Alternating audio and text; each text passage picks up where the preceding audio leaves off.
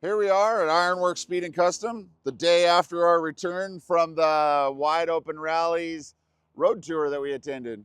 As you can see, there's quite a bit of bugs and dead soldiers from the front of the car that both of these cars have annihilated over the last 1,150 miles. We drove here from Bakersfield, California to Red Bluff, California. Filled up, I believe it was twice along the way.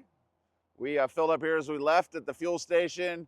We filled up again in Red Bluff when we stopped at In-N-Out Burger and had dinner. And then finished the drive through Sacramento rush hour traffic, which was no bueno. And then made our way from there all the way up to Red Bluff, California.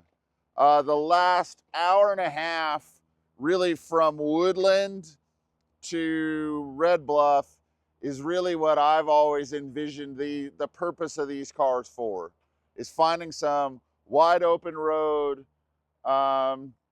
cruising with the windows down. It's not a lot of traffic. You kind of have the road to yourself. And we were motoring along at 85 to 95 miles an hour, just enjoying the car, enjoying the way it works, enjoying the nice smooth roads that are up there, just nice curvy, not windy, but just pleasant interstate to drive on as you went up I-5. And we arrived there in about 6 hours. We drove 420 miles, something like that, from Bakersfield to there. Cars knocked down just short of about 19 miles to the gallon. That's what the average was. When we drove from Bakersfield to just before Sacramento, average speeds were probably 75, 80 miles an hour. You can only go so long with the left lane campers. But from there on out, man, it was just smooth sailing. And what I really enjoy of just kind of getting out there and hitting the open road and using these cars and doing that stuff. So at the end of this thing, we're sitting back at the shop. Very proud of the guys at the shop. Very proud of these two cars and where they're at. They're just a little over 6,000 miles on both of these cars in about, this would be their third road tour. This would be about 18 months that cars have been around. Just very reliable, very comfortable. We made some changes. We've developed some power steering pumps that we've used on these cars that are specially valved for the chassis, for driving at the higher speeds to get them calmed down, also at just a little bit higher RPM, but having enough ump to turn the wheels well at a slow speed, which there just isn't a lot of options for these. And so we've worked with Turn 1 to develop the pumps. We've seen that pay off. We've seen we increased the spring rate in the rear up 50 pounds. And we may even go 50 pounds more because these two cars have been used primarily on road tours. So we've realized that we do all this testing and driving and just deciding how it should be, but they spend most of their life loaded up with stuff in the trunk. And so we've just learned that we may even increase the spring rates even more, just one more 50-pound setting in the rear just for that, just to get it where the thing is hunkered down, it handles well, it drives well. It just gives you that confidence to drive with one hand on the wheel, maybe one hand, the other arm up on the door, however you're gonna drive and enjoy the cars. It's super cool to pass some people and get a double look from them as you go by at well above what the speed limit is, even though nobody's really driving the speed limit anyways. But just to see one car go by and then be the second car and see the looks on those people to be like, man, there's two of them. And to see people take pictures, to see that type of stuff happening as you're going down the freeway. I just don't think people are expecting to see cars like this go by them at the speeds they are in the middle of nowhere, wherever we were. So as we attended the tour and enjoying those parts, we come to the realization that, and this is really something that's been kind of a topic of discussion, of just trying to decide or what people's uses for their cars are. The guy who has the very stock Chevelle that just wants to enjoy the complete manualness of what was 1970 with bias ply tires, and carburetors and 14-inch wheels and really high ride heights and, you know, 3,000 RPMs at 90 miles an hour as opposed to 2,200 RPMs. So the advent of overdrive transmissions. And then you've got guys who just use cars for totally different things, whether it's completely show worthy, whether it's a show and driving, whatever it is. Like we've kind of contributed to all those factors in the past year with cars that we finished that are competing in the indoor show side, but also just enjoying them on the open road. And now we're seeing guys who we've built really nice show cars for that are like, man, these cars are just fun. It's just fun. You can get in and drive it. You can pick up your grandkids. You can drive into town. You know, the owner of this car lives about an hour from here in a small town, and it's no problem just driving it back and forth into Bakersfield, into the big city, and just the reliability that comes with it. But as we go through this, we learn a lot of guys at the rallies, on this particular rally, that some people might say this stuff is just organized street racing. Some people might say that it's just track cars on the street. And we had a really good time of what we did. Saw some beautiful back roads, probably turned more turns in these cars than they saw in the previous 5,000 miles in the 400 or 500 miles that the actual tour was. Just going down through some really nice roads and enjoying that stuff. And seeing the differences from the road tours that we've participated on with the good guys, where you're seeing a scenic tour and we're stopping by Mount Rushmore, or you're stopping by this national park, or you're going to the Harley-Davidson Museum, to guys who are just trying to drive up and down the same roads to enjoy turning the wheel and going fast and working on all of that side of the automotive hobby.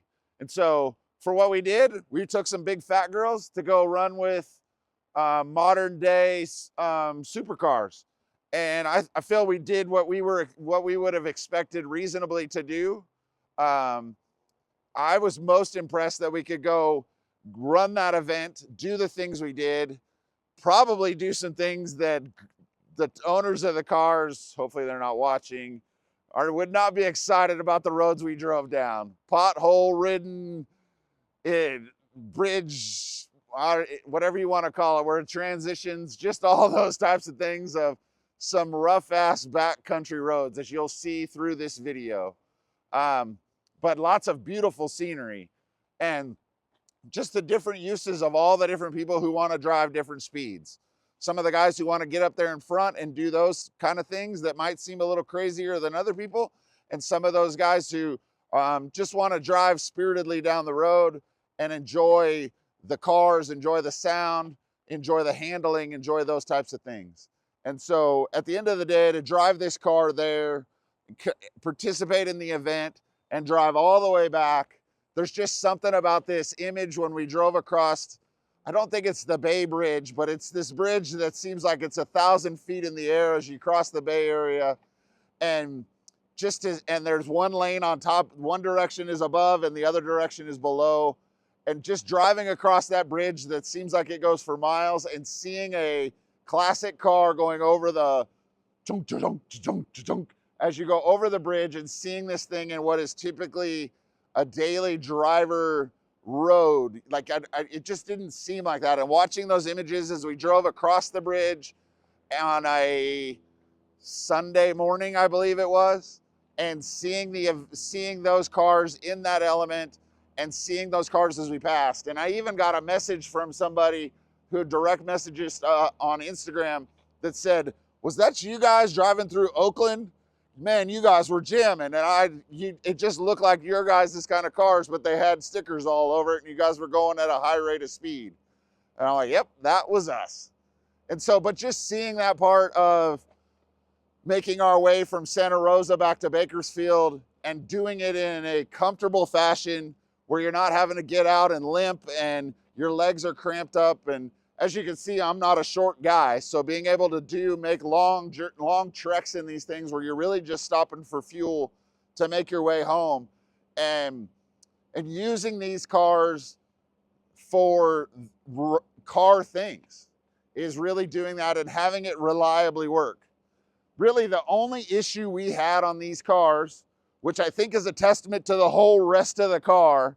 But we use these steering wheel adapters that everyone uses in their cars.